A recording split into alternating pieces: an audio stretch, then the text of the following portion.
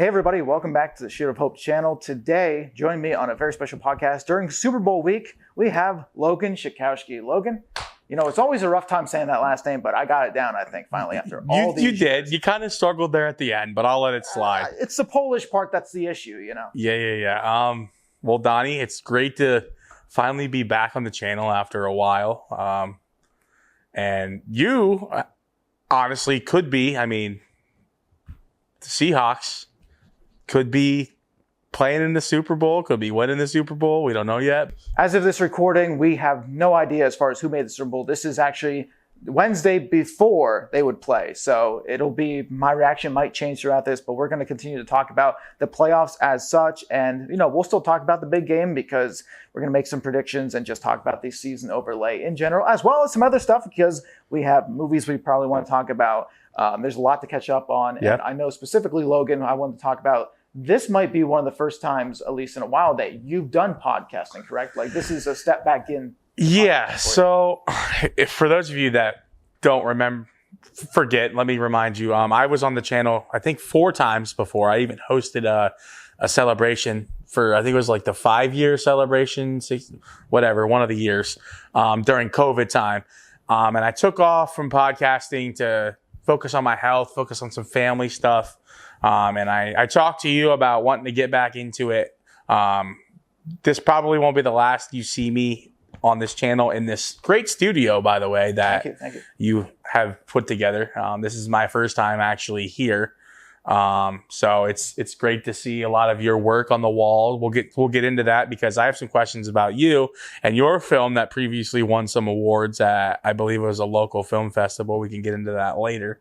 But yeah, it's great to be back and yeah. Listen, it's great to have you, Logan, and I look forward to a whole bunch of different podcasts over the next few years and months ahead. Yep. And today we are going to start the conversation with football because as 2 big football fans, granted, I am a little bit more baseball. I know I'm in 7 different fantasy football groups and stuff like that. But you know, and being a fantasy manager, nobody talks about this. It's the hardest thing in the world, man.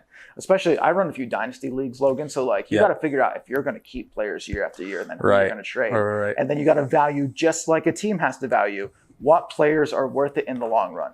You're the GM or head coach, so to speak. Speaking of the NFL, before we get into this Super Bowl talk, all these head coaching positions, like, what is your take on? I mean, obviously, John Harbaugh just got picked up by the Giants, Kevin Stefanski by the Falcons. You mentioned, we talked side conversation, Mike McDaniel, who was getting phone calls as of yesterday, I believe, to be a head coach, signed with the Chargers as an OC. What's your take on all these head coaching firings and stuff like that? You know, you don't ever want to, this is my opinion, this is not what the NFL or the real life is like, but my opinion is you don't fire somebody unless you know who you're going to rehire. You know, who you're going to hire. So in this case, the McDermott one was the most shocking, I think, for everybody. But we've heard rumblings, like if they would have missed the playoffs, they would have had a first-round exit, they're probably gone. Now, granted, the first 2 games that they played this year, both tough teams. Like the Jaguars were an underrated, sneaky, tough team, even though they had the higher seed. But a lot of people thought that they could be contenders because of that defense and Trevor Lawrence doing his thing. And then you ran into a Denver Broncos squad in which, you know, has been battle tested this year. I called them the whole year, guys. I called the Broncos the best worst team in the league because they're 1-score games. It's very similar to, I think years ago, the Steelers won a lot of those 1-score games and they got bounced early. Like it was one of those things where that was kind of similar this year with the Steelers too, but it was one of those situations where they won a lot of those sneaky games and they got in. So I was surprised that the Bills decided to move on as quickly as they did because who else is out there? Like that's the problem. Like Harbaugh had just like, if this would have been like Harbaugh didn't sign yet, and I know that you're going to probably have a conversation about like, do they want to get out of their contracts now? Because who wouldn't want to coach Josh Allen? And you're absolutely right, but it's just one of those situations like McDermott, even though a lot of the times the Bills defense in the playoffs has let them down and he's a defensive coach, this year really wasn't on him per se. Now, I've been a Josh Allen guy for a while. I actually was going back to listen to our old podcast, and I was on a panel where I was talking about, you were on it as well. It was on the Logo podcast about everything. But mentioned about how much I love Josh Allen. I'm a Josh Allen fan. Do you think that the problem in Buffalo was Josh Allen, or do you think it was McDermott? Because a lot of people said this is Josh Allen's year. There's no Joe Burrow. There's no Patrick Mahomes. There's no Lamar there. You have a lot of not rookies, but young quarterbacks, first rounders, except for Brock Purdy. I mean, that's the NFC side of things. But do you think the problem was McDermott, or do you think that Josh Allen just can't win the big one? It's a combination of potentially both. Now, I'm not going to say, listen, this is where I stand on Josh Allen. And I make fun of, and I'm going to repeat the same thing I told you earlier before the podcast. There's 3 things that never let you down in life: taxes, death, and Josh Allen losing in the playoffs. My thing is, he's a great player. And actually, he's a stand-up dude, too. Mm-hmm.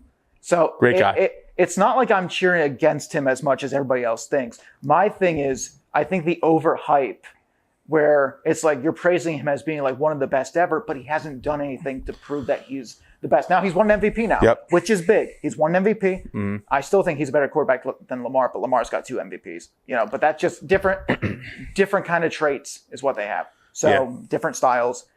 My thing is with Josh Allen is until you win the big one and prove it, you don't get my praise. Mm-hmm. And that's where I stand. It's not hating the guy. I think he's a stand-up dude, and I think he's a great player and is one of the best quarterbacks in the league. Yeah. Now, with that being said, this was the first game in which he really let his team down. Mm-hmm. There was a lot of turnovers, a lot of fumbles. But my thing is, everybody always talks about fumbles and fumbles lost are different stats. And I get that they are. And my buddy Connor, who I argue with all the time about the Josh Allen playoff stats, Josh Allen has not thrown a lot of interceptions in the playoffs. Correct. He did 2 this game, which one was very much debated amongst the community, but he threw 2 this game. But the carelessness of the football. When and I don't know what they're doing running a play with no timeouts with 18 seconds left before the half. Yeah, that was the stupidest decision alive. No idea why that was the case. But you can't hold the ball out here trying to stiff arm somebody in the middle of the field. You can't do it. And that was, and everybody wants to say, well, we would have won if this. I was like, well, that's 3 points and that's your game. Mm-hmm. You're kicking the game-winning field goal at the end of regulation if it's not for that. I agree with everything you just said. Let me kind of play the other side. You could kind of blame it more on not just the injuries. The entire NFL this season has been enamored with injuries. The Bo Nix one we'll get into in a little bit. But I think the biggest thing for the Bills, they need to stay healthy. They need somebody but to go alongside Josh Allen. A lot of the times this year, you saw Josh Allen kind of, okay, we're putting you on my back. We're kind of taking you. We're trying to lead you to the end zone. No pun intended there. But I think they need a better supporting cast for Josh Allen to go along with him. I don't think he's necessarily the problem. Yes, you can't be, as you said, holding that ball out against that defense. That is a very, very well-coached defense. In my opinion, you'll probably disagree with this, the best defense in the NFL this year, the Broncos defense. But yeah, you can't really do that. I think James Cook might be a little overrated, overhyped. You mentioned how Josh Allen's overhyped. I do think it's interesting the McDermott firing so quickly after they lost the game. I think it is time. It's been 4 or 5 seasons in a row where now the Bills are out of the playoffs. This was the year. This was his year. There was no Mahomes. There's no Lamar. There's no Burrow. But yeah, so we'll see where the future goes for the Bills. Maybe by the time this episode airs, we'll know what the answer is. But yeah. We've always had this conversation. This is almost we've had this conversation even when Brady was winning Super Bowls. Who did Brady win with on the receiving corps? Julian Edelman was never praised as the best receiver in the league. Dan Amendola surely wasn't the best receiver in the league, but he did his part. You had Wes Welker that did his part that wasn't the best receiver in the league. The thing that I don't like is the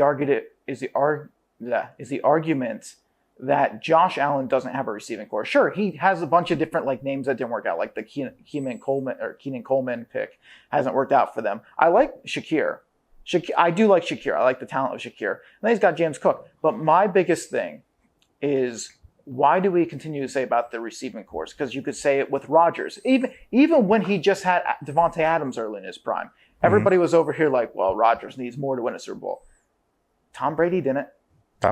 Honestly, sometimes, and we could argue with Tyreek Hill for the Chiefs and Kelsey, But what does Mahomes have to? Mahomes went to 3 straight Super Bowls with a subpar receiving core. Let me interject a minute. Now, this is a different podcast for a different day. I actually talked about this on one of my other episodes. I think a lot of Brady's good. A lot of it was his defenses. You don't count those defenses that he played with. Those were some great defenses. Like Teddy Bruschi was in there, just to name Ty Law, like all those.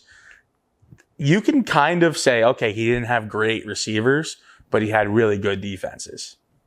But also Brady and Mahomes are not missing Dalton Kincaid or whoever down there, at the end of the regulation or whatever to seal that deal. Like they're not, and that's what separates the good from the bad. I'm not saying Josh Allen's bad, but like when you separate the 2 different categories, there's certain quarterbacks that just make those plays and things roll their way. You can say it's luck, you could say it's fate, you could say it's destiny, whatever. But there's just certain quarterbacks that you just know that like, oh, they got it.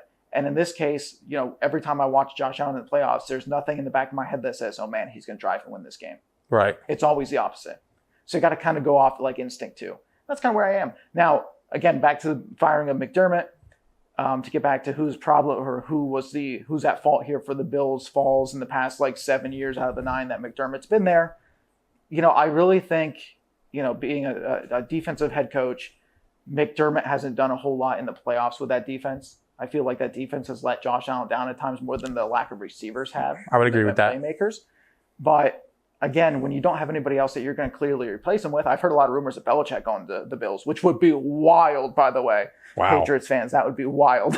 Yeah. But outside of that, who are you going to bring in? And and I don't know. To me, the firing of McDermott says more, and nobody's talking about this, says more about how maybe owners and GMs look at the betting odds in Vegas. Mm-hmm. Because for years now, like the past 2-3 years, the Bills have been one of the highest odds to win the Super Bowl. Before, like when the preseason was there, after like midway through the season, at the end of the season, the odds even for this year went up. Like they were, even though they were the 6th seed or whatever, they're still high in the list to win the Super Bowl. And the fact that not only did you let yourself down in that game, but also the betting odds, I think a lot of people now are putting stake into like what the Vegas community thinks. Do you think now I'm heavily in FanDuel every week. Do you think that it's true what they say? Like Vegas sees the odds and they call up Roger Goodell and they're like, hey, like let's kind of have this guy win, because more people are betting on this. I don't think so. And I get that. I think that's ridiculous. Let's talk about it this year. I get that the Bills fans are upset with the whatever you think the interception was or wasn't, and I understand like the pass interference calls, etc., that you could say went against your way late. And we're talking about like the overtime too. We're not talking about like the winning in regulation when you could have. We're talking about the overtime, how you let the refs maybe dictate the calls that you did or didn't get. Mm-hmm. Do you really think that the NFL, if this is a scripted, do you really think the NFL didn't want Josh Allen in there? Out of the quarterback field that was there. I think if there was a story, the NFL, if they were going to rig, would have been in favor of Buffalo this year. This was a storybook year. It just so happens that they let themselves down. Mm-hmm. Like the refs didn't take that game from them, so stop complaining. And I do love listening to fan bases complain online. I think the last 2-3 days I've just been kind of researching YouTube just to watch people complain a little bit about the Bills and about that. Mm-hmm. But at the end of the day, do you really think that Vegas and the gambling in the NFL really wanted a Bo Nix less team in the NFC title game? That's against crazy. Drake May. No, they didn't want that. So that's my opinion. Mm-hmm. I mean, sure, there's things that look weird or egregious. Even I remember, and Sean Payton's been on 2 ends of this too. And I heard somebody compare this the other day. Sean Payton. If we remember the egregious no-call pass interference against the Rams years ago, when I think it was Robbie Coleman just leveled, I think it was Kamara or coming out of the backfield, can't remember who it was, and there was no call. Now in this case, you have Sean Payton on the other end. Mm-hmm. So history has a way of kind of evening out. The league has a way of kind of evening out, and that's my take. What's your call? You're an NFL referee, knowing the rules. That play. The play, the Bills, and no, not the pass interference. So the Bills and the Broncos, the interception that was called. Remember when? I still to this day think it's a clear interception. I have never seen there's a different story where if he catches it, makes 1 or 2 steps, and then they're really tuggling for the ball on the ground. Yeah. then you give the tie to the receiver.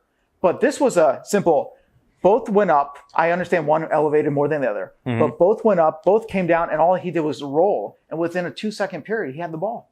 Right. Like, I called it on the field. I was like, well, that's an interception. It's going to stand. They just reviewed to make sure it didn't hit the ground. And I thought to myself, Bills fans aren't even going to kind of complain about that. I thought it was a clear as day. It got a lot. It did. Yeah. But I thought it was a clear as day interception, like in live, because of just how quick. Like you don't do the slow motion because everything in slow motion looks. I think it's one of those. It's tough to believe that you don't want to admit it. Like you're like, no, there's no way. Like, no, my Bills. Like, no, we're gonna fight. Fight. But I still know people too that this day are saying, well, what's a catch then? I was like, well, clearly not that. A similar situation came up actually in the Bears game, if you remember. There was actually a meme that came out that, hey, Buffalo Bills fans are calling up now asking what's actually the definition. But you do screen grabs and it looks bad. You know what I'm saying? But then you actually let it play in real time. Do you think that that's a rule that the NFL needs to not like completely change, but maybe adjust it so the wording's a little bit different, so there's not as much controversy around it? There's always going to be controversy, no matter what happens. That's true. I think the Calvin Johnson one was egregious because all he did was spike the ball before he he caught it, took like 2 steps and spiked it to celebrate, and they said he didn't have control. Yeah. The Des Bryant one, Cowboy fans won't like it, but I was like, that wasn't a catch. No, it was. But, it was a weird situation where he reached out and, he didn't survive the ground. So I don't know what that is. I think more so you'll know it's a catch when you see it. Remember that used to be like the old thing. Yep. You'll know it's a catch when you see it. I thought it was an interception right off the bat. And I told people too, I was like, being just a sports fan that loves the sport, sure, you can get passionate and upset. But if that would have been the Seattle versus San Fran game, and that would have been the 49ers defensive back that picked that off, and it would have been ruled an interception, I would have said the same thing. It's an interception. Right. Because you know who you should blame out of that? The receiver for not holding on to the ball longer. For sure. Like, you can't blame the defense for making a great play. And that's the thing, too. And different areas, because this is just how I view, like, special moments and great plays. Going back to what might be a repeat Super Bowl this year, Seahawks and Patriots, when we didn't run the ball at the 1-yard line. To this day, I still say Malcolm Butler made a hell of a catch. Oh, yeah. Like, to me, I'm just like, it was a bad decision to throw. But my God, that guy made a hell of a catch to hang on through contact and everything else just to secure that interception. So I was like, I'm not going to take it away from the Denver Broncos guy for making a hell of a catch. Now, you mentioned, let's talk about that Patriots-Texans game. I mean, before we get into my Steelers and your Seahawks, whatever, what do you think about that Patriots defense against the Houston Texans defense that was really, really good and a juggernaut coming? The AFC side of things, what do you think about that matchup? CJ Stroud found a way to kind of let me down. Okay. And Stroud had a bad, he's had a bad playoff, to be honest with you. He struggled against the Steelers. He struggled here against the Patriots. And it was some of the worst quarterback play that I've kind of seen in a postseason. I think a lot of the rumors go around was, hey, should we bench him for Davis Mills halfway through the game? You're not benching him for Davis Mills. Like, I get it. Actually, Davis Mills went on a 3-0 run with the Texans this year, but you're still not benching somebody of that caliber of potential for Davis Mills. You're just not doing it. So Texans let me down. I think that one, though, was just showing how good the Patriots defense was, Logan. Oh, yeah. I would agree with that. I'm going to disagree with the sense of I thought the Texans and Seattle were the premier defenses in the league. I still think Patriots, like if we're doing the mountain, I think that's where they are. Yeah. I think you put I'm not going to say the Rams defense just because the Rams are there. Rams defense has struggled recently, but the Rams got some big boys that can hit. Oh, yeah. So you put kind of the Rams down below. You put the Jaguars had been down below, and then I would put the New England defense kind of down there on that second tier. But it's just because, and I get it, I'm biased maybe as a Seahawks fan, they just run at a different speed, man. Those Seahawks defenders can get on you so quick. Like, it is fun to watch because it's like the Legion of Boom all over again. They can get there in a. All 4 of the remaining teams have potentially top 5 defenses. Yeah. The Rams, that defense is amazing if they can stay healthy. We know the Broncos, we mentioned that earlier. The Patriots and then the Seahawks. But going back to coaches, what about the first year that Vrabel had at the Patriots? Like, I hate talking about the AFC with you being a Seahawks guy and my Steelers being out of it, but what about a turnaround kind of for him? He goes from the Titans where I don't know that he was the issue in Tennessee. I think there's other problems there. But then he comes into these Patriots and they go from 3-14, 2 seasons in a row to reverse that 14-3 season. What do you think just going through the minds of Vrabel and those Patriots. Vrabel is a coach that should never been fired. Like, can we all agree about that in Tennessee? I know a lot of Tennessee fans that didn't want him fired either. So it's not like it was like a fan base calling for this fireman. Like, I don't know why they let him go. Right. Because this was a product that you could have had. And remember, he was against trading AJ Brown at the time. Brown, yep. So, and there's been rumors about the Philadelphia Eagles. I'm sure we'll get into that. And we just had a great guest on the podcast to talk about Philly. So, yeah, AJ Brown, there's rumors that he could potentially go to New England next year. Like that is to reconnect with him coach. And Diggs. I'm just saying it would be scary. It'd be scary. But yeah, get back to Vrabel. Vrabel should never have been fired. I said that from day one. And here we are at a new offseason talking about these head coach openings. Tennessee's on the list because Callahan got fired halfway through the year. Yeah. Logan, what are your let's get some questions filtered your way real quick. Sure. Out of the remaining head coaching openings, what team would you want to be the head coach for? Number one is most obvious, the Bills, I think, at this point. But like, what's a team that you would like to see? Like, if you were a coach? I think that question was already answered. I actually didn't know about it. I don't know when it happened. When the job was open in Atlanta, when Raheem Morris got fired, I liked that Atlanta team. That Atlanta team with Bijan Robinson and Drake London and that young defense. The only thing I don't like is their quarterback. But I think that was the team that I would have went for. Obviously, my Steelers. A lot of people are saying, like, yeah, Mike Tomlin inherited all this stuff from Bill Cowher. You're not really inheriting anything from Mike Tomlin. You're kind of starting fresh there. But just the culture of that team.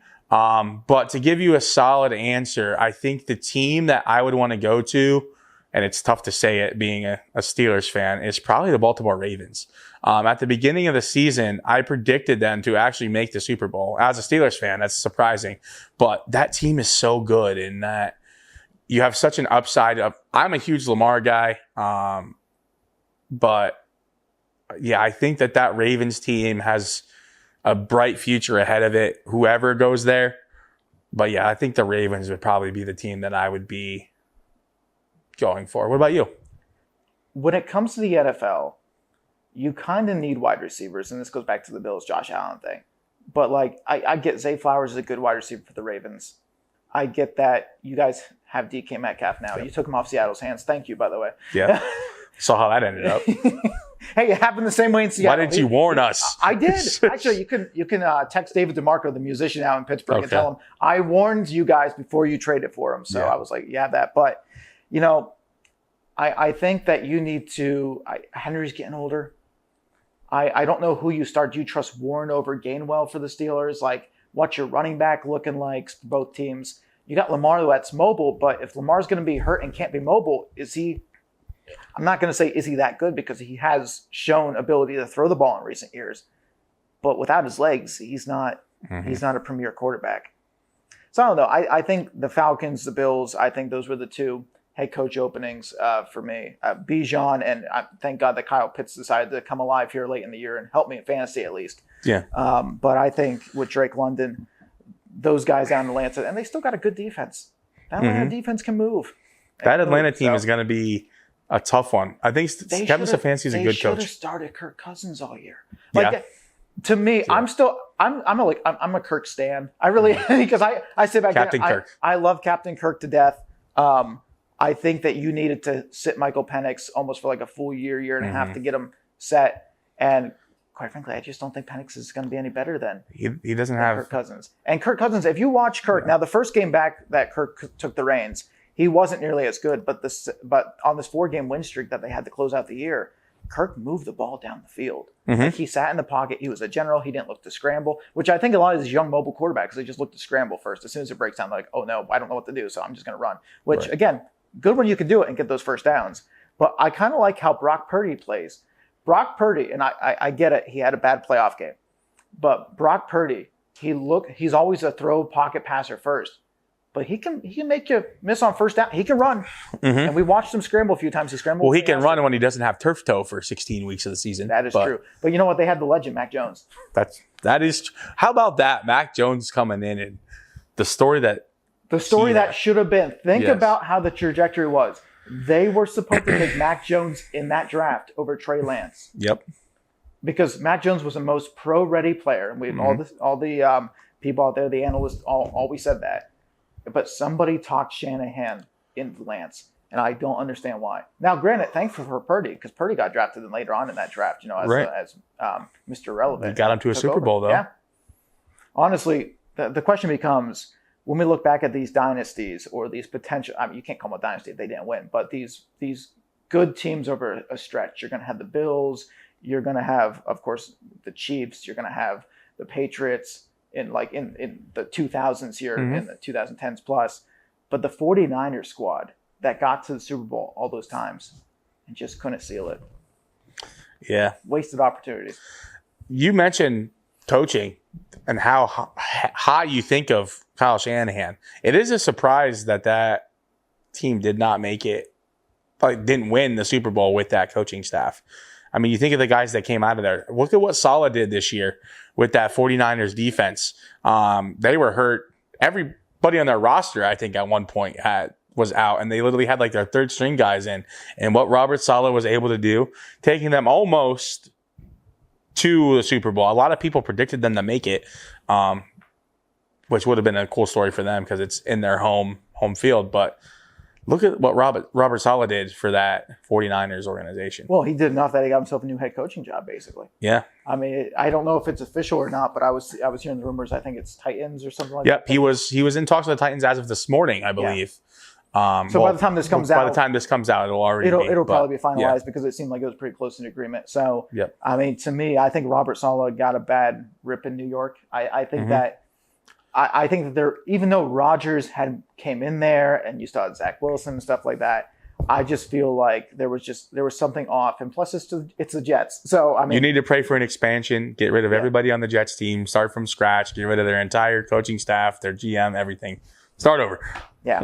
I mean, basically, they need a fantasy football draft just for the Jets. Essentially, to try to even come in third place. Yep. So let's get into it. Your Seahawks. What a season that they had. As a Seahawks fan, obviously, you're going into, we're going to make it, we're going to make it, we're going to make it. What are your thoughts about Sam Darnold coming from the Vikings, who he had an amazing story and led to the playoffs, to now leading the Seahawks potentially to maybe a Super Bowl? Who knows? We're going to go back a little bit farther in time, Logan. Okay. I'm a USC Trojan fan. I've always loved Sam Darnold. Okay. Sam Darnold, USC Trojan. I was kind of hoping for Sam Darnold, Caleb Williams, two USC that'd have been interesting. Battling out there in the NFC Championship game. Didn't happen, though. Sam Darnold's storyline, incredible. But that's what happens when it's very similar to what we just had a project with Geno Smith for the past few years. Where did you think Geno Smith was coming out of?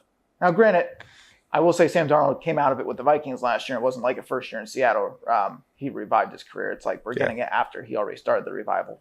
But, I mean, what tremendous stories that the NFL has sometimes, or that sports has, that somebody can sit on the bench or be projected like a high pick, fall from grace, just to climb themselves back up. It makes you love it so much more. Oh, it does. And it's very reminiscent of life because we all go through these stages. We all had this different journey that we all had to travel by ourselves. And Sam Darnold is just as special as a journey as anybody else is right now.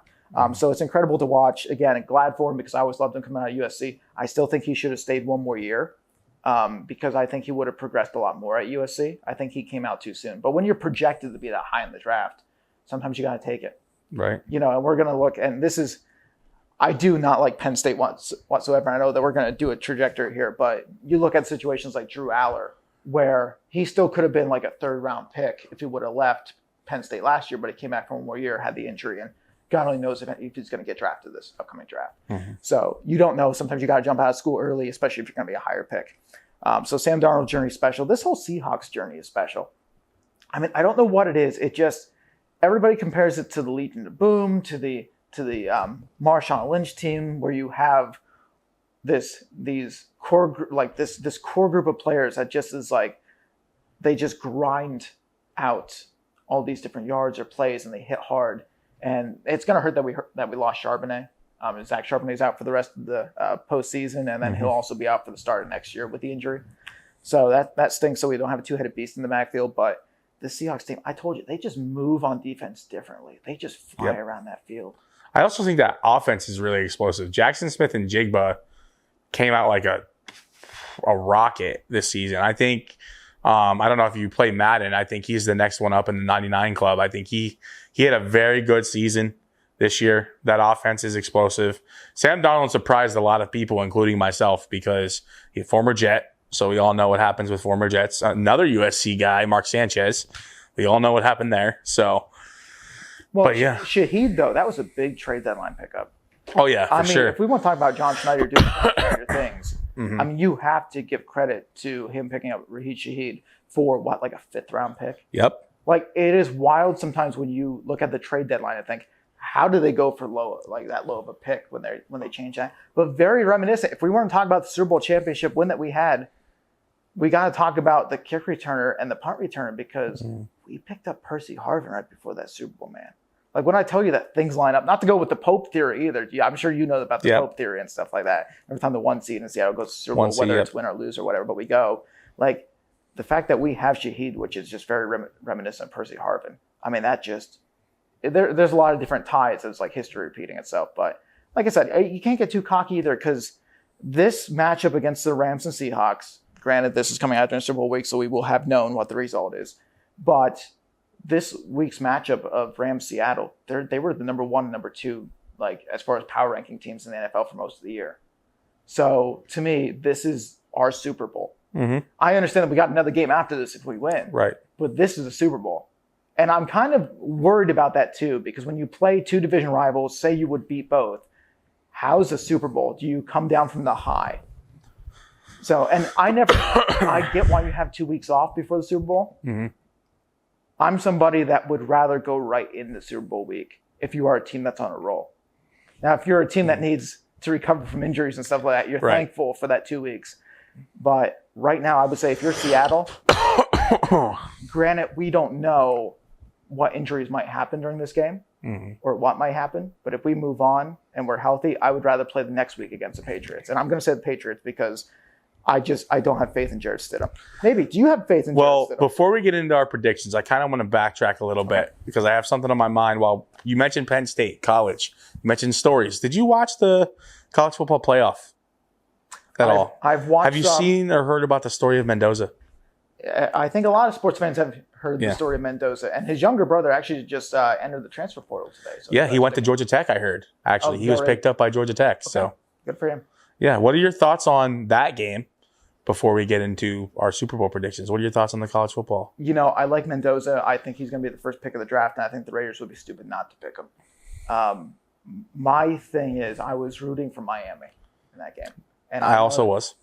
See, that's unique because I feel like a lot of people were not. Yeah, but I was rooting for Miami, and it's not simply, honestly, I think I was rooting for Miami for a different reason because I didn't like how Notre Dame handled their loss. Or like they're missing the playoffs. So Miami was one of the teams that replaced them. Sure, you could say it was Bama, whatever, but like that was one of the teams that took their slots. But for Miami to show that they could just like they started sweeping their way through the playoffs and then actually played a great championship game.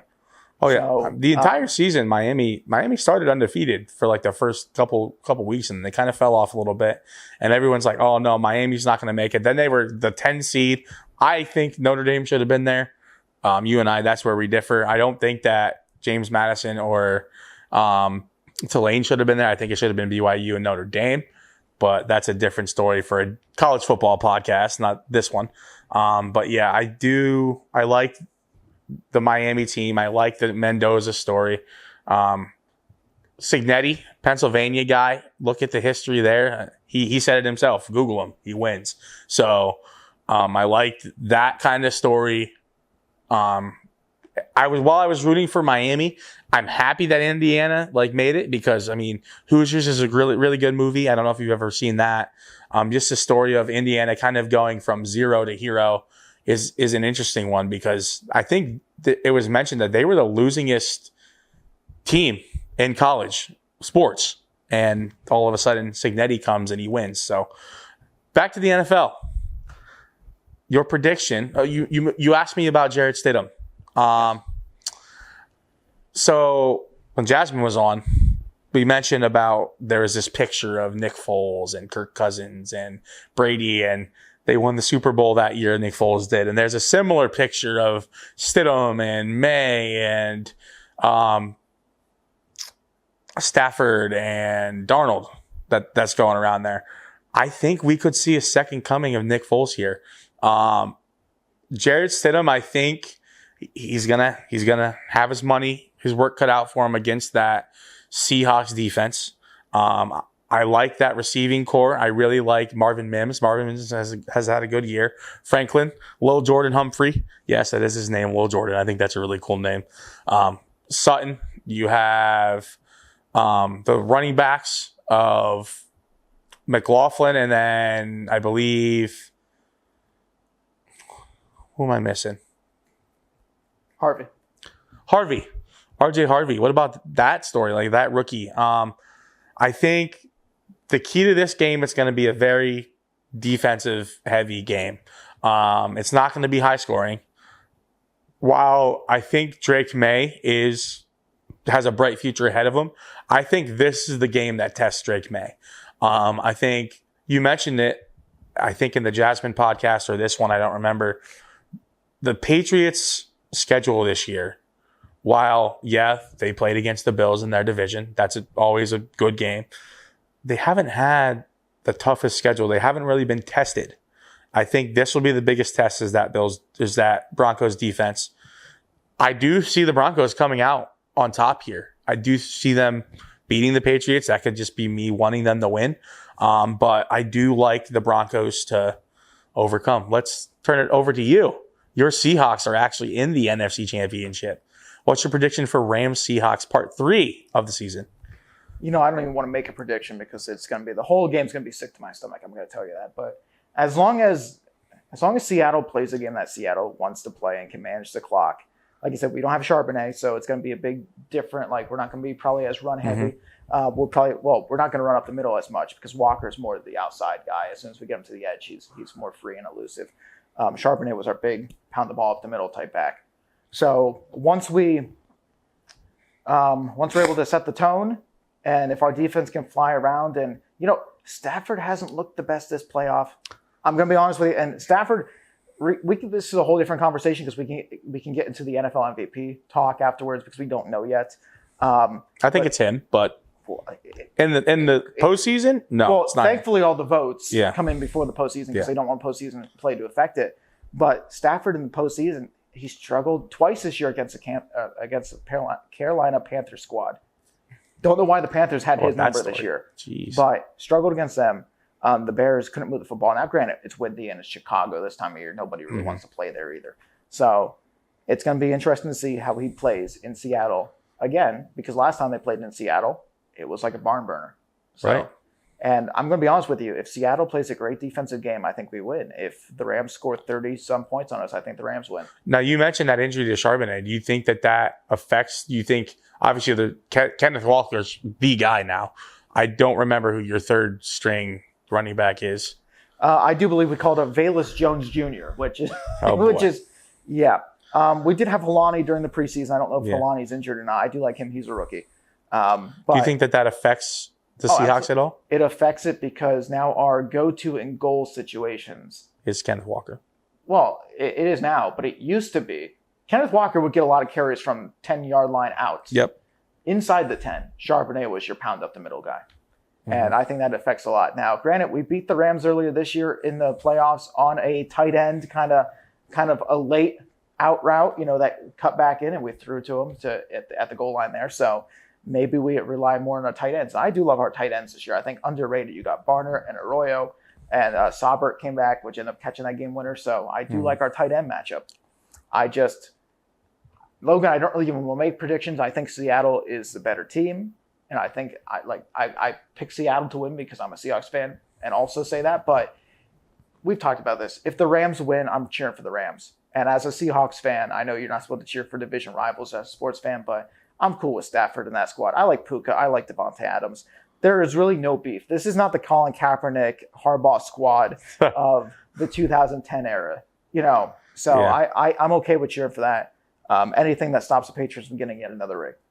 There you go. So I'm going to make my prediction. I know you don't like making predictions. You mentioned the Seans and the Mikes. I think both of the Seans come out here. I think Sean McVay with the Rams. I've always been a Sean McVay believer. I think he's a great coach. Comes from, I think, that Shanahan group. And then Sean Payton. I just mentioned how I think of him. I think both of the Seans come out on top. And then I predict the Rams actually to win the Super Bowl this year. I'm not going to give a score. I just predict that the Rams will win. Didn't you originally have Ravens versus Rams? Wasn't that your early? My early prediction was Ravens Commanders. And then the Jaden Daniels injury happened, and then I switched to Rams. I don't know if that was going to matter. That Commanders team, even with Jaden Daniels, was not looking good this year. To be honest with you. Yeah, I would agree with that one. But beginning of the season, I was high on Jaden Daniels. Yeah. Now I'm not as heavy. As you should. Honestly, everybody in Washington should still be happy, and I'm kind of happy that they didn't fire Dan Quinn after one bad, after a bad year, like a letdown kind of, because I don't believe that everything that happened was his fault. So good to see that he kind of got the pass. Honestly, I like Dan Quinn in Atlanta. It just that the 28-3 that everybody remembers kind of will forever cement his head coach. That's a coach I'm surprised kept his job. How is Dan Quinn? He's still in Washington, isn't he? Yeah. Well, Dan Quinn, they went through a playoff last year. Yeah. And then after all the injuries this year with Jaden Daniels, I wouldn't fire him. He's a coach I'm surprised kept his job. I'm somebody that wouldn't, everybody was calling for Aaron Glenn's job too in New York after what they consider a letdown. Jet fans, what is a positive? You're all over here this season was a letdown. What did you expect? First of all, I guess whoever it was idea to bring over Justin Fields, you should be saying thank you very much, Jets, as a Steelers fan. But whoever's idea it was to bring over Fields, maybe you should can them. And maybe that was Aaron Glenn. But to me, you got to give a coach more than 1 year. That has always been my idea. Give him 2. Even Callahan with the Titans got 2 before he kind of got axed. I wouldn't axe anybody after 1. I think Pete Carroll kind of got an unfair advantage over there in Oakland. They brought over Geno Smith, which last year, guys, we got to remember, Geno didn't look as good as he did all the 2 previous years since Seattle. No, he's got that chemistry with Raiders coach. You just mentioned him. Pete Carroll. Pete Carroll, yeah. But they brought him over for that. But still, at the end of the day, if you're a Raiders fan, did you expect to make the playoffs in Pete Carroll's first year? Answer should have been no. I don't know anybody else outside. You expect them to be more competitive. Right. Sure. Maybe I guess that's why you're upset because they weren't as competitive. That's another team I think needs an overhaul. When you are flat out admitting you're sitting your best player, Max Crosby, who wants to play. All that kid wants to do is play football and hit somebody. When you can flat out admit through social media, through news outlets, hey, we're sitting him because we want the first pick in the draft. That's when you know your team is okay, we're admitting that we're trying to tank. Specifically say, we all know. But he did apparently have surgery on whatever to touch up whatever the injury was that he's playing with all year. Yeah. So I guess the question becomes, and this is something else too. I didn't view it as much as a tanking. It just so happened they were playing the Giants that week, so it mattered. Yeah. If they were playing another team, they probably weren't going to get their clocks cleaned anyway, and they would have lost regardless if Crosby was sitting or playing. My thing is with Crosby is I expected the shutdown, get the repair, because I think he's a trade chip this offseason. I didn't view that as a tanking for a pick. I view that as, hey, we're going to trade him this offseason. Really? Where do you think he ends up? Oh, God only knows where he ends up. I didn't put too much thought into that one. But to me, I assumed because he's not going to be happy in. Why would you be happy? You just fired, and I actually think he liked Pete Carroll. Okay, but he's been there through how many coaches now? The Raiders are paying 5 coaches this coming year based off previous salaries and stuff. So he's played through that plus whatever else. I think they need to fix their offense. Before they go firing coaches, getting rid of coaches, fix their offense. Well, I like Genty, and I like Brock Bowers. I think those two are Who else besides those two? Michael Mayer also. I like Michael Mayer, but and they also had Jacoby Meyer before it fell apart. So you did have a star wide receiver. You had. Yeah. Now you have Trey Tucker, who's Trey Tucker. Yeah. No, and I get all that. Mendoza, I think, is going to change the atmosphere a little bit. But again, if you're the Raiders, you're about 3 years out from competing. And I thought you were that way anyway starting this year. Wouldn't you keep Crosby then? He's your best player. Not if you're 3 years out. I guess. Because he did sign a contract extension. I don't have it off the top of my head, but even if he signed a 5-year deal, I don't know how old he is either, which I wish we had. We needed you at the computer this one looking at this time. Sorry. No, it's okay. We need another Pat McAfee-like person over there. Yeah. But I don't know how old he is, but I imagine he's close to 30, if not over 30 already. So you want a defensive edge rusher. Do you want a lineman there? 28. He's 28. Yeah. So in 3 years, he'll be 31. He'll be 29 this year. Okay, so in 3 years, he'll be 32. Yeah. It's tough. I mean, I don't even know how old Aaron Donald was when he just hung it up. I don't think Aaron Donald was around 32, 33. But I would say that's most of their primes. The lifespan of a defensive player isn't that long either. No. So let me throw out one name that would be intriguing in Pittsburgh. Okay. He's an older veteran quarterback. He's been around the league a while. Jameis Winston in Pittsburgh. Famous Jameis. Now, another. There's your throw happy offense right there. Yeah. He might get you 30 interceptions, but he's going to throw for 30 touchdowns. Yeah. Listen to what he's did to that Giants team. That Giants team has new life, like with Jackson Dart and Jameis Winston and Russell Wilson. And well, I think Jameis could bring that excitement. To. You don't got to bring that one You up. sure we don't have to talk about Russell Wilson? We don't got to talk about Wilson. He got you a Super Bowl, though, man. I always get beef from everybody that's not a Seahawks fan because they're like, he won you a Super Bowl. And I have an Eagles friend that hates kind of Nick Foles, too, even though Nick Foles won him a Super Bowl. Yep. I don't know why you hate Nick Foles. This is a different story. My whole take with Russell Wilson has always been, hey, I appreciate what you did for the city.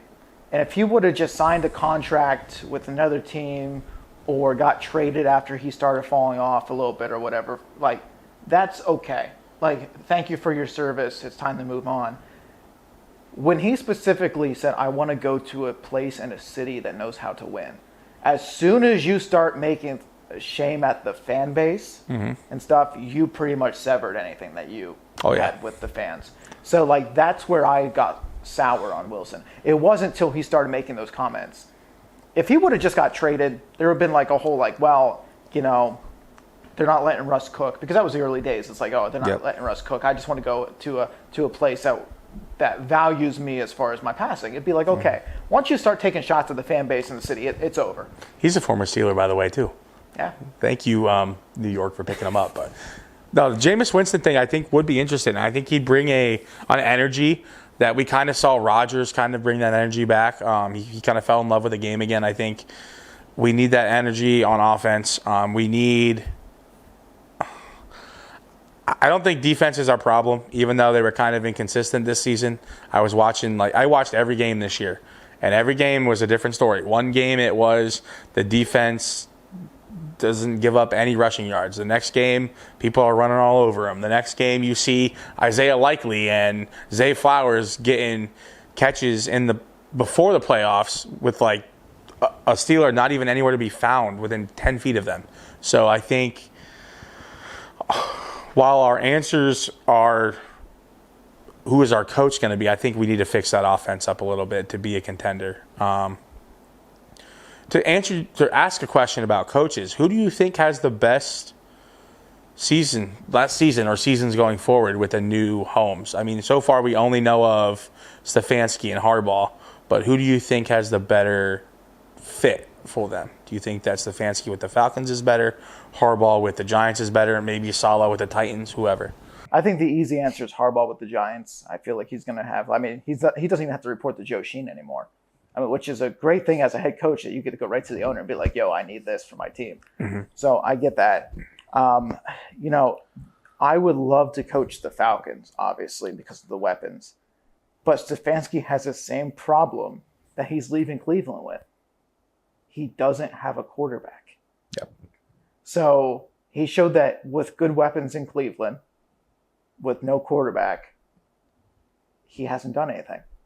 So I do trust Stefanski, but I'm kind of a little bit sour on the fact of, hey, can he actually do something with those weapons without a quarterback? I would agree with that. I think Saleh deserved a second opportunity. We talked about that briefly at the start of the episode too. Yeah. But I'm glad that Saleh is back in the league as far as head coach. I would agree with that. I would agree with the Harbaugh thing. While I mentioned the Falcons, I think is a great team to come into. Look at the Jackson Dart and Cam Scatterby, what they did at the beginning of the season. I think when Cam comes back and healthy, he's going to have a good career ahead of him. I like the energy that they bring too. If I'm Harbaugh, I'm excited because I kind of got a younger version of Lamar Jackson. Jackson Dart can run. People forget that this guy, he's a scrambling quarterback. So I think he upgraded. He turned in the old school Mustang for the brand new Fox body or whatever. So I actually have a different opinion on that one, to be honest with you. I know Jackson Dart can scramble, and I know that he needs to learn to take better care of himself as far as like getting down, sliding earlier and stuff like that, and not taking the contact. And I say the same thing about Josh Allen. Josh Allen, one of these times, he's going to get rocked. Sure, he's bigger than most other like defensive players, but he's going to get rocked one of these days if he doesn't learn how to slide. My thing with Harbaugh is I don't think Harbaugh ever wanted to run a Lamar offense. I don't think that was ever his game plan. He just got blessed and gifted with Lamar as far as the talent. But I think it was more so, hey, we're drafting him to be a potential backup or a replacement for Joe Flacco. I don't think they ever expected what they got, because Lamar Jackson was not one of the top draft picks coming out of that draft. I think they ended up trading up, was that even with Seattle or whatever, late to get like with that pick to get Lamar. I don't think that that's ever the offense that Harbaugh ever wanted to run. I think the fact is he had Lamar. He had to kind of utilize who he had to build the offense around him. I think he wants a pocket passer with the potential to run and the ability to run. And Jackson Dart will stand in that pocket still too and throw.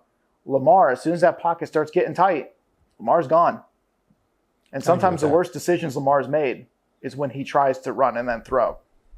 So I always have a different opinion on that. I think Harbaugh would have probably won a Super Bowl or had more success with a quarterback that would have been a pocket passing quarterback. Okay. So switch teams. Do you think that, I mean, you mentioned they don't really have a quarterback. Do you think that Harbaugh would have done better with the Falcons, or do you think that Stefanski would have done better with the Giants? Trying to switch them up. I think Harbaugh would have been fine wherever he went, better more than Stefanski would be, because I think Harbaugh was a culture change, organizational change. I don't think it was all about this next year. I think Stefanski's hire puts more pressure on the Falcons to win now.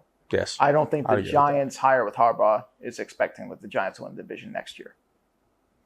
Okay. So, you know what I'm saying? It's a little bit different as far as that. I don't know if that's answering your question. But it does. But, like, to switch roles, I think if they would have hired Harbaugh down in Atlanta, you're projecting a 2 to 3 year, like, you know, a rebuild, a culture change, something like that. Because at the end of the day, I mean, sure, I'd much rather have Jackson Dart than Michael Penix. Right. So I'm happy that he went to a place with a Jackson Dart. I'm not sold on Cam Scattonville. I know he's a dog. I know. He's a dog. He's a dog. Got that dog in him. Yes. But like I get that. I'm not sold though that he's like a future running back. Like when I look at him, there is no comparison to like a Bijan Robinson, two completely different players. A Jonathan Taylor. You know, two completely different players. He reminds me of a Henry Hynoski. That's a name for you Giants fans. We need to have him on the podcast. Henry Hynoski. We should. He's local. Well, local being what, 40-ish minutes away, 30 minutes away, something like that. So we'll have to reach out. Give him a call. If we can get him during Super Bowl week, we might have a special episode. We might have to go live. Who knows? But yeah, I mean, man, I feel like we covered a lot of NFL over this hour's worth. I do want to dive in to movies a little bit here. Okay. To start the year, Logan, I've seen 28 Years Later, the second part of it already at the Bone Temple. You have Mercy coming out this weekend. Yep. Which we're both excited to see. Whether or not we can make that happen together is a different story. But Mercy with Chris Pratt. Chris Pratt as an actor, I kind of feel like I like going to his films. Like he's like an actor that like does pick. I'm not going to say good quality films necessarily, but he picks films that don't always disappoint. You know, so I look forward to that. We're also coming off a stretch where Avatar's still in theaters, which is still like raking in all the money, not as much money as it was. So you're probably celebrating on the inside, I imagine, knowing it's not going to hit $2 billion. I still haven't seen it. Well, it's not going to hit $2 billion. I mean, I would be shocked if it hits 1.5. It's slowly breaking down there. But later on in this year, we got the Hunger Games series coming back to life. Yep. Big year for Marvel. Big year for Marvel. Marvel, well, it's a make or break year. Doomsday and Spider-Man. Yeah. I mean, it's. I guess we're starting there. It's a big year for Marvel, but it's make or break. It's not big as far as like all these storylines interweaving into one big colossal film. Yeah. Like I think that they would like to think it is. Right. It's more so how are you going to let the fans down this time? Is kind of the direction Marvel's gone. Okay. At least my opinion. Do you have a different opinion on that? What are you meaning by that? Sorry, what are you meaning by how are you going to let them down this time? Since Endgame, they have consistently failed with most of their films. You didn't like Deadpool and Wolverine or Thunderbolts? Thunderbolts? I mean, there's outliers. Okay. But as a collective, would you put the Eternals as one of your top Marvel films? No, not at all. Would you put No. Would you put Miss Marvel 2, the Marvels, The Marvels in there? Would you put Shang-Chi in there? I actually like Multiverse. I didn't even see that. To be honest, I liked with you. Multiverse of Madness. Shang-Chi yet. That was fun. The second Doctor Strange. That was a fun watch. Would you put Brave New World in there? No, not at all. That was probably the weaker of the Captain Americas. I did not like Brave New World. It was a Falcon movie. It wasn't even a Captain America. Like True. to me, Yeah. like that. The issue was it was shot more like a Falcon movie than it was. I'm interested in seeing how Robert Downey Jr. does in his new role in Doomsday, going from the hero to the villain, so to speak. I'm interested in seeing how that works out in December. Well, if he plays again, I'm not so versed in the comic books because I know there's some crossover ones where Iron Man could be Doctor Doom in some of these multi-universes, so that could be interesting. My thing is, if the Russo brothers stick to the secret sauce, the recipe that got them Thanos, and in Doctor Doom's mind with Robert Downey, if you can convince the audience, because what was so popular about Thanos was, hey, Thanos thought he was doing the right thing. A villain thinking they're doing the right thing. Yeah. Like I was like, it's more menacing. If they can take Doctor Doom and actually set things up where like his logic could make sense, or he's doing something even though he knows it's bad or whatever, like the doing the right thing. I think Robert Downey Jr. could be a good actor in that case. Yeah, I would agree with that. If it's just trying to replicate Iron Man, it's going to fail. So Robert Downey Jr. has to come out with a new attitude, a new personality, a new look to this, and not bring back, because I don't want to see anything reminiscent of Tony Stark. I want something brand new. I would agree with that. I would agree with that statement. You gotta make it different than Tony Stark. I really thought though that the Fantastic Four would mesh more in the Doomsday, but I was surprised that even the end credits, sure, we saw like the Doom hoodie and stuff like that, but I expected that film to lead right into Doomsday. I don't think they've, since, now that you mention it, since kind of Endgame, it's kind of just been bits and pieces here or there. I don't think it's really meshed as one cinematic universe. I don't know. I don't know what you think about that. Oh, I mean, I think Marvel since Doomsday, Marvel since Endgame has been absolutely awful. It's been as bad as DC, and that's saying something because DC has put out some awful stuff. I mean, you guys might like your Jason Momoa, but some of them were not working in DC. I'm a Flash guy. Speaking of Jason Momoa, I'm excited to see him in the next Fast and Furious when that ever decides to come out. It's currently in filming finally. Was that supposed to be this year originally? So yes, and then there was issues with everybody and money because that cast is ridiculous. Yeah. Cristiano Ronaldo's joining the cast this year, so that should be interesting. You know that I'm a huge Fast and Furious fan, but we went to see a movie together earlier this year so far, Anaconda. My Anaconda. Yeah, we both love that soundtrack. You know, honestly though, without seeing the original Anacondas, like obviously there was some tie-ins there at the end with some cameos and stuff. Yeah. But it was not the film I expected.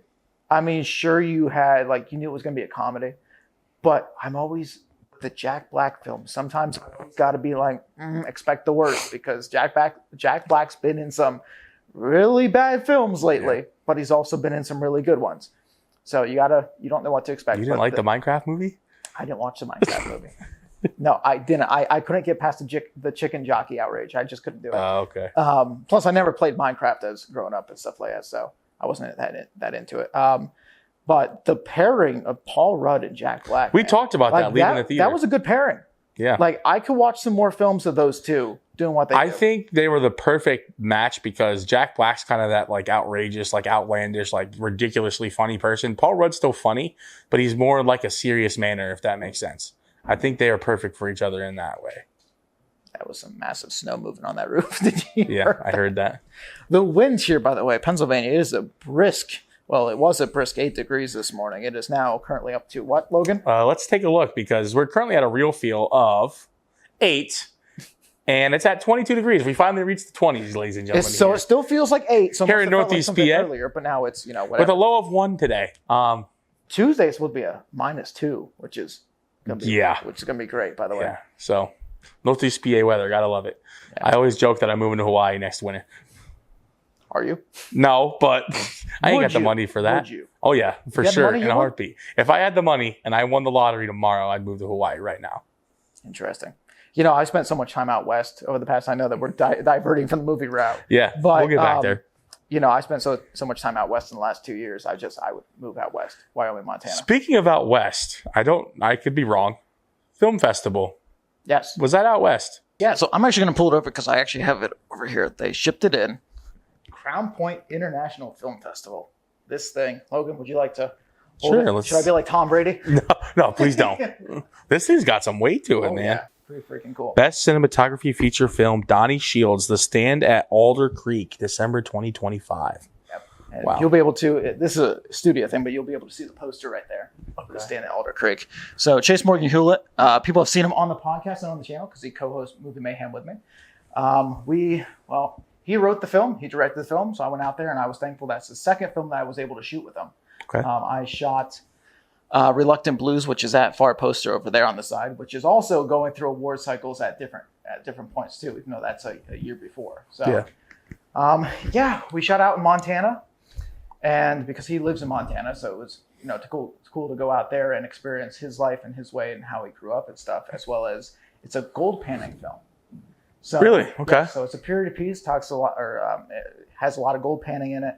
And he was able to craft a biblical story around gold panning and being in that environment. And it was really cool. So thankful and blessed that I was able to be asked. And who would have thought contacting somebody 5 years ago on Instagram out of randomness because there was a mutual friend and having these conversations, get them on podcast. Who would have thought it would led to this? So it's pretty cool. IMDb page, I have my own now, so that's it. Awesome. Shows 3 awards. I was like, nice. This is. I guess that's going. Where can I watch this at? So, Stand at Alder Creek is not currently available because of it being in the film cycle. Still, yep. So, anybody that knows, I've been trying to tell everybody that I can that no, it's got to make it through the film cycle because they want to be like the first to watch it. Because if it's released to the public, some film festivals don't like that. So, there's a few more coming up early in the year that I think Chase submitted it to.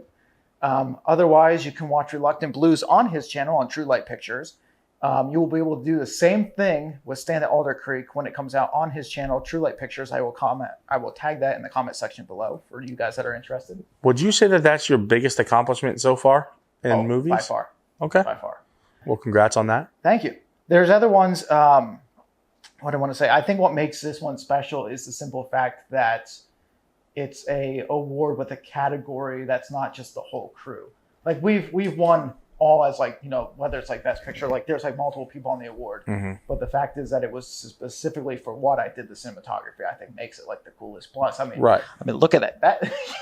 That's a beautiful trophy. It's a beautiful trophy. So shout out to Crown Point International Film Festival. Actually based out of Chicago, but it has all the you can internationally submit. So we were going up against films in France and Europe and so it was pretty cool. Big deal. That's cool. What would your first purchase be if you purchase money? if I won? Would you buy mom a house?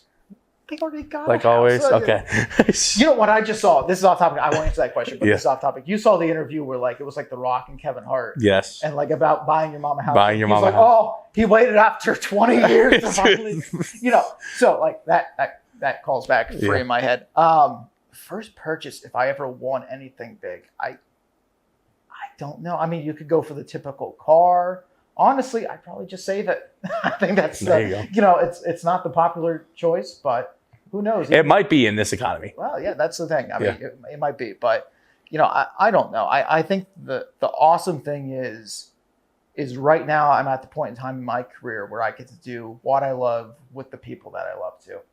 Because like the whole friend group, I mean, Chase, of course, has given me so many opportunities to work on these films that we've been in, to do these podcasts and the co-host, and then working with you again, podcasting and stuff and doing this. And of course, all my clients that I work with locally in the area that I get to do content creation for, I'm always using the camera or editing on a daily basis. So, if you do what you love, you never work a day in your life. I know, right? And that's kind of how it That's feels. a great And I know saying. that you feel the same way, Oh yeah, for sure. That's why I've done what I have for so long. So it's not about the money in the end of it, because you have multiple chances in your life to make money. You only have so many chances to make memories and moments like that moment over there that you have. So yeah.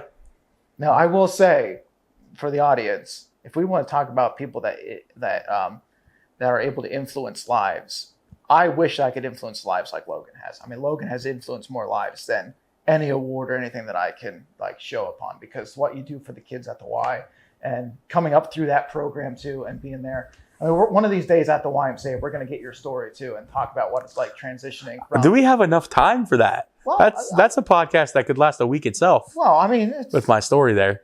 Listen, I think for the YMCA, it'd be a great thing. And we've talked about it in the inner circles. Definitely sign me up for that. Because right now, if you want to, shout out to the Berwick YMCA. You could check I think it's on YouTube, but you can definitely check their website and check their Facebook for the Y stories that are starting to come out this year. Because we were able to interview some people about their stories at the YMCA, whether it was through programs or through their cancer journeys. And, in real consideration, Logan, we need to get your story on there, because I'm down. One of these months you can talk about let me know when. Being a camp counselor and stuff. So, Logan, thank you for everything you do within the community and helping out the kids too, because that is something that I wish that I could do more of, that you're just like leading the front lines of being there. Hey, you're in the door. You're an employee of the old YMCA now, so got that big videographer gig coming up. So, yeah.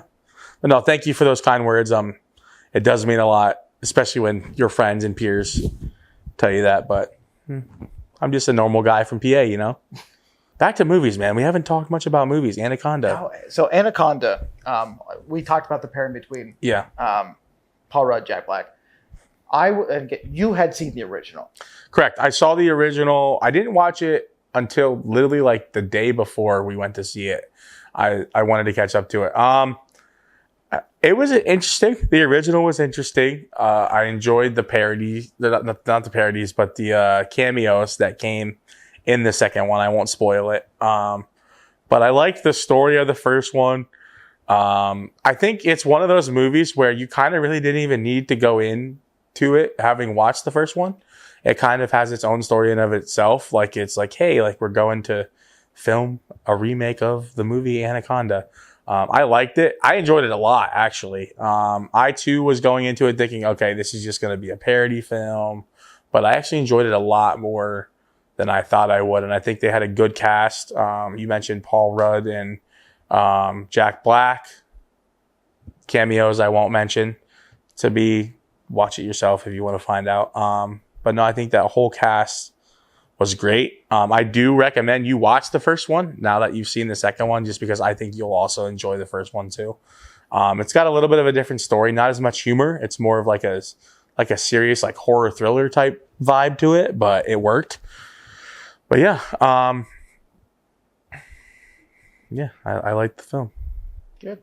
I mean, like I said, it was a surprise watch, and that I believe that was the first film that I saw this year, if I'm not mistaken. I don't think I saw one in January prior to that. So for being the first film of the year, saw that one. Saw 28 years later, The Bone Temple, like I had just told you. So those are the films. We're gonna go see Mercy, and then Iron Lung with Markiplier. Markiplier's first self-funded. Do you remember Markiplier? The YouTuber. Oh yeah. Phasmophobia. I watch his videos a lot. So Iron Lung comes out. He self-financed that film, so that comes out really in January. Yeah. Huh. When does that come out? The 30th. So not this week, next week. Next week. So the guys want to get together and watch that. We might have to take a 2-week trip to the movies. Okay, well, I'm telling you, Thursday nights, man, is when we typically try to go to the premieres. I know it's hard for you right now. It's tough. Basketball season's still in the mix. And then I found out yesterday I'm actually coaching a travel team too. So that'll be tough. And then baseball season starts. I'm coaching baseball for the first time this year.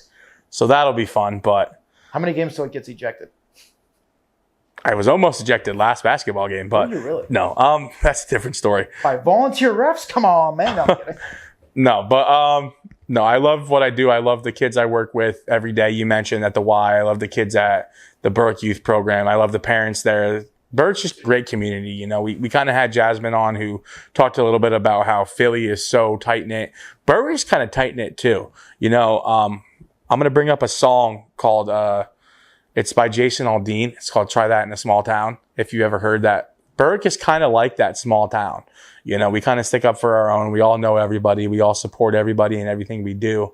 So, yeah, I do enjoy what I do here working with the youth. I enjoy watching you grow every day as I'm kind of still sitting back here trying to grow. I kind of, like I said, put that on the back burner for my health, but we'll get there eventually. But yeah, I do enjoy what I do with the youth there. We're going away from movies again, but it is what it is at this point, you know? But yeah. Hey, this podcast today is not about staying on a certain topic. It's about just enjoying life, having fun, having conversation. Because it's been a while since we've sat down. We've come so far since the Sheets days with Kevin Walker just sitting there, you know. And remember those days? Kevin Walker, shout out, Boston, Massachusetts. I heard he's moving soon, by the way. Back here? Probably not. No, so apparently he's got another job coming up in the military, so he'll be moving away from Boston this year. I'm waiting for his first film though. Like I know that you guys did the YMCA film, but I'm waiting for. Remember, he went with we were kind of career trajectory as far as I know that he took more of military Air Force style to it, you know, to go with that career. But he was always had that interest in doing his own films and stuff. So I'm waiting to see. His first one's he'll get there. He recently got married, so he's living the husband life right now. So also adopted a dog. His name is Agent Barker, which is after the movie Long Legs. If you saw that movie. I hated Long Legs. But yeah, no. Shout out Kevin. He helped me make the YMCA movie, which still, in my opinion, is my greatest accomplishment at the Y so far. You talked about my long story. We won't get into that here, but I liked that movie. Battle of the Ages, still on YouTube, almost at 5K views. 5 years later is incredible. The poster still sits in my bedroom next to my YMCA plaque. You helped with that a little bit. But yeah, we were shacked up in the old YMCA, sleeping, taking shifts, sleeping there. We did some ghost hunting, which is kind of cool because we found out that there was ghosts there, but that's a different story. Well, there's a girl in the staircase, right? Like I heard that story. I've heard certain rumors about that. I don't know. I have certain experiences there that kind of prove the girl thing. But I don't know. A lot of that is kind of, if you believe in it, you believe in it. If you don't believe in it, you don't believe in it, you know? Well, when you also have a building, like a foundation, because that, if I stand corrected, that YMCA used to be one of the older schools too. Correct. So, and I think some of the older members used to go to that school. So yep. That, when you have a building that old, all the creaks and stuff like that, like the wind or the earth shifts differently, you're going to have like that supernatural feel or sounds. So it's hard to pick up what might be a supernatural compared to like just a normal everyday thing, just aging. Maybe we can get a YMCA podcast going this year. You know, I think we did attempt that once. I think early on when I started there, I think we did that the episode with you and maybe Kevin. I think you and Kevin were in there, or was it you and Noah? I do remember that now. Yeah. That was a while ago. Would have been 3 years ago. Yeah. Jeez, 3 years. You know what's amazing? We haven't hit this point yet. I mean, we still, at least when I look back at things, I think because COVID defined everything.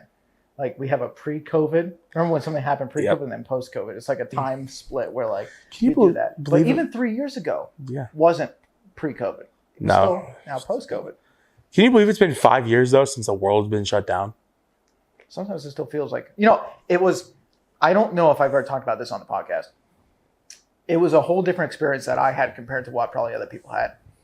Because I went on a cruise for the first time in 2020. Okay. I had left in February of 2020. Again, you heard things about potential like a coronavirus overseas in China at that point in time, but like nothing was in the United States. I went on a cruise. I came back and everything was shut down. It was the weirdest thing in the world. Like you want to talk about going through a Bermuda Triangle? Yeah. Like everything, because as soon as we got back, things were starting to shut down. It's like a ghost town. town. And then like in Florida, the moment we landed back in Florida, Florida had its first case. Drove up to North Carolina. North Carolina had his first case. Got to Pennsylvania. Pennsylvania then got his first case. And like, so I thought maybe I was carrying it back. It's like it's like you're coming back on the ship and you see those old, like, the towns all run down. You see the little, like, seat or like the thing going across and there's no one. And it's, So like I said, it was a really weird experience for me for COVID. And to me, I always joked on this day, like I was like, I need to go reverse the curse. Because like when I left, I end up in like a different time period and time zone or trap. We're in the upside down. Did you watch that show, by the way? You know, I watched the first 3 seasons and then I kind of fell off. I don't know if it's good or bad. Okay. I skipped season 4 because I was very unhappy with the outcome of certain seasons before that. I watched this last season. I watched the 2-hour season finale. I've not yet seen the documentary. There's a documentary on Netflix that recently came out that I want to check out. You know, there's people, and, you know, granted, I guess I like to pick on these people too, and I shouldn't, but let me just say this. I grew up watching Teen Wolf, the MTV show. I've heard of it. Never seen it. Not the Michael J. Fox movie that they did, but the TV show. So, but I was in high school when that show came out in 2011. So I got to watch that. And even though it's finished, like, I think 3 years after I graduated, I still watched it through because it reminded me of high school because it was a show I watched in high school. Stranger Things, I don't know what the fascination is. There's people that are fascinated by watching like a high school life experience at the age of 30. Yep. And I don't know why those people exist. I enjoyed High School Musical at an older age. But we saw that when we were in like the school age. So like that's fine. But there's people that are just like, I don't know, maybe it's they want to go back and relive like or remember high school because we have my buddies joked with me, maybe this will go viral on the podcast, but my buddy quoted it the one time. We saw a group of people that came back, like this was maybe as we were graduating college. We saw a group of people that came back, like the popular kids from high school came back to a local restaurant and posted a picture online. And my friend's like, oh, there's the Peaked in High School group. Peaked in High School. And I was like, dang. So maybe it's the Peaked in High School group people that are trying to reminisce these high school experiences by watching these TV shows. Because I just, honestly, maybe it's just I didn't care for high school. Right. So it's hard for me to get in. Plus, I didn't watch the show during high school, so it doesn't remind me of the high school days. Makes sense. But the Stranger Things crowd, like there's people that I know that are in their 40s and love watching like high schoolers. I'm just like, odd. I could agree with that actually. Like, I don't know, maybe it's because like you kind of see yourself in them. Like, hey, that was me, or like I want to go back to that time because I'm old now. I'm unk status, as these kids say. 6, 7. No, we're not doing that. We are both unk status. We are. Well, so you're what, 30 this year? Yeah, don't remind me. But I know you're already 30, so I'm gonna be joining the club. What month? March. Oh, that's pretty soon. Yeah. Well, I'll save you a seat on the 30 bus. Okay, will do. But yeah, we're both uncles, so I mean, we are unk status to the fullest extreme. As the kids say, 6, 7. No, I'm kidding. We're not doing that here. Can you live on this podcast explain to me what the 6, 7 thing is? I don't get it. I think it's a song. So there is a song about like how tall is this guy? It's not an appropriate song. We're not going to say the lyrics on here, but it talks about like the height of a person. How tall is he? 6, 7. And then these kids made this music video and they did this hand gesture, and all of a sudden now Fortnite caught it, and Fortnite catches everything, by the way. And now all these kids are doing this 6, 7 thing, and I have a kid on my basketball team who I actually name him that because he does it all the time. So it's an interesting thing, so to speak. Can you give us any light on what films or what projects you have coming up this year? You mentioned how you just won that award. And yeah, so this year I'm doing a lot as far as I know I haven't done a Shield of Hope film in a while, not one that I've like actually directed myself. The last film I put out was over a year ago at Vigilante Pictures, my secondary company, Vigilante Pictures, which allows me to do like horror and all the other stuff. Yeah. So I have some early developed scripts that I would like to film earlier this year. They range from, we have some thrillers, we have a little bit of horrors, we have some feel-good stories. I would say this year's theme, I think, focuses a lot around AI, because we do have some AI scripts, not like written by AI or like AI generated. We have some AI like kind of themed content, short films. That's amazing how that's taken over the world, by the way. Sorry to interrupt. Well, it's weird to me. So different subject, but same thing. AI films. I am not so much concerned. I know a lot of people are like, Donnie, with your field, you should be concerned about AI and how like it could take away from photography, from video editing and stuff. I understand their concern. You know why I'm not concerned about anything? Because I truly believe there's going to be a day and age where people love people-made stuff. Mm. And I still think we're going to go back to the day and age, because you look at AI still costs money. Mm-hmm. AI still costs money to generate, for graphics, for everything else like that. I want to go back to the day and age where I could sit back and watch the behind the scenes of the old Star Wars, where they would make the whole studio set and just film live on a set rather than the green screen in the background. And I think, and you know, I also run marketing for a local music festival. And I know that we talk a lot about how some of the top charting songs right now are AI generated. They don't even have artists to them. But if you talk about concerts, how are you going to evolve an AI concert live? Like, you could play the music, sure. Mm-hmm. Maybe you could have like a screen, a hologram, but it's not the same feeling. I get that, as going there, as seeing people and actually like listening to people and celebrating people. Mm-hmm. So I'm not so concerned about the AI in that regards. I think that it's a craze right now and it's good. I'm more concerned about how AI is going to affect history, because you see a lot of, and this is, I don't know where the film Mercy is going to take it. Yeah. But I would guess, and I don't want to give away too much of my plot, but I would imagine AI could start altering evidence. And the question becomes, if things can be edited and manipulated, is death row a good possibility? Like, we can always have this. I know nobody expected the podcast to go this dark, I guess. Yeah. But like, I guess the question becomes, and this is a film narrative or even just a thought in life, do you even, whether you agree with death row or not, do you want people on death row knowing that the crime scene could have been manipulated with AI? No. Because what happens now, they can manipulate voices. Yep. Your voice, my voice, it could be edited anywhere. It could be on a phone call somewhere now or whatever, and we could just be sitting here and all of a sudden we're arrested because like, well, you were apparently at the scene. Well, what do you mean we were at the scene? What do you mean we made a call? I don't, you know, like, we're edited back in the pictures. Like, things are going to get very, very dicey real quick. How do you think that affects like crime scenes? Like, do you think that people could like find their way out of, I'm not saying that I'm planning this, but like find their way out of stuff by like AIing themselves another place at that time, or like on AIing themselves out of it? Like, do you think that could be a thing? Oh, I think you could. Yeah. I mean, that's not a film idea that I came up with, but I think you could easily have, I don't want to say that you could be, I'm not going to ever claim God status, but like, what happens if you have multiple accounts and you post a picture from everywhere across the world at the same time that you're committing a crime? Right. You could easily do that. Like, you could. That's scary. I'd not want to be a police officer. That one's brilliant. There's other scary things. Well, brilliant. That one's brilliant. If you're doing it, brilliant. If you're like a police officer or somebody on the outside, scary. Yes, did I just don't get any ideas, anyone? Did I just call a criminal brilliant? Absolutely, I did. Best criminals are the ones that don't get caught. We just gave them an idea. Oh, we did. Yeah. Are we accomplices? We're technically no, but we should AI us somewhere else other than this podcast, so that way we're not stuck here saying this on this podcast. Or are we here now? Yeah. Or are we AI this whole time? Listen, ain't nobody AIing this ugly of a face. If they're going to do that, they're going to look better, man. It's not going to be this. I second that with me, but yeah. Do you have? Do you want to talk about anything else, or? No. So I mean, cover a lot. Yeah, we covered a lot. I was happy to come back and see this amazing studio that you have. I do hope to come back here and maybe have some other guests on.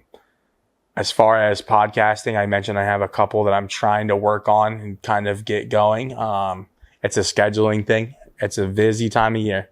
You think the holidays are busy, after the holidays are busy. I mentioned my coaching schedule, work, stuff like that. I know you're busy too, but no, it was great to come on and chat and sit and talk and just see where you're at now after 5 years of. That was the first time I believe I was on this channel 5 years ago. So it's interesting. It might have been 6 years actually. I think it was 2020. It was right around like when COVID was fresh and everything shut down. So I do want to do some more Back to the Movie episodes. I do want to go to local, whether they're drive-ins or go for the Bucknell campus. And we talked about other things that we want to kind of maybe do again, and the idea that we still can't think of that was a great idea. So I can tell you the YouTube channel. It was Taskmaster. I figured that out. Okay. What our idea was, however, of them doing, I do not remember what it was. Correct. But I can tell you the channel in which I sent the video from, because that had recirculated. But I cannot remember what the original step was. Anyway, that's a different story. But no, thank you for having me on. It's great to see what somebody local from Berwick has done. I mean, we go way back. We played baseball together. We grew up together. We're Nescapeckians. Nescapec is no longer a school.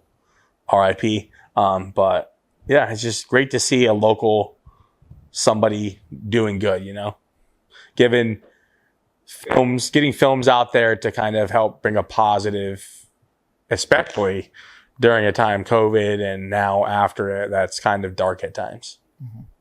And one of the things too, and this isn't to self brag at all, this is one of the simple things of, I wish I would have had this growing up as well, of somebody that was in the community that had put together their own films. Yeah. And we always talk about somebody inspiring somebody. I mean, it's been a while since I've even talked, and I was one of the first ones that interviewed Jason Turman when he came back from the Olympics in Berwick. Yeah. It was senior year, and he came back he went back to Salem and to high school and talked and stuff. So me and Ashton Mensinger, we ended up interviewing him. And, I can't imagine how he got inspired to do the sport that he the luge. Like, where do you even go to, right. Like, that's one of the, if I need to see if I can get him in the pod, like, that would be a cool podcast too. But it's just, I wish that, or I hope to, I guess, inspire somebody that is local that wants to do films. And somebody's able to hear that, like, oh, so-and-so's done this and he's traveled to Montana and done things and stuff. Now, granted, like, I love the awards, but it's not the main focus. Right. You got to love doing what you're doing and do everything just to have fun. It's not about the especially, awards. It probably doesn't pay you much. No. Like, you couldn't raise a family off of that income. So to do what you're doing, like, it's just good to see, Well, and at certain points on too, like, just managing social media sometimes, unless you have like a lot of clients, you're not like doing well for yourself as far as that. So, I'm lucky enough to be in the spot I am in life, as most of us are that are close to our family or our relatives. We're able to kind of live around each other or like live off each other too. So, right. So that's, like I said, the whole journey of life for both of us has been really awesome. For sure. It's been really cool to see how it's been a good 30 years. It's been a good 30 years. And Here's the 30 more. If the Lord takes me tomorrow, it's okay. There you go. It's a way to think. Logan, thank you for joining us on the Shield of Hope channel. Where can people find you at? You can find me on Facebook, Instagram. The logo, podcast about everything, is still on Spotify. If you want to go back and listen to my old episodes, I do have a couple video episodes on YouTube. The channel is The Logo Plays. But then those are from years ago. Those are outdated. I am going to be getting back into the video realm, the audio realm again. I'm currently working on a logo idea that I have in place with somebody, so that's good.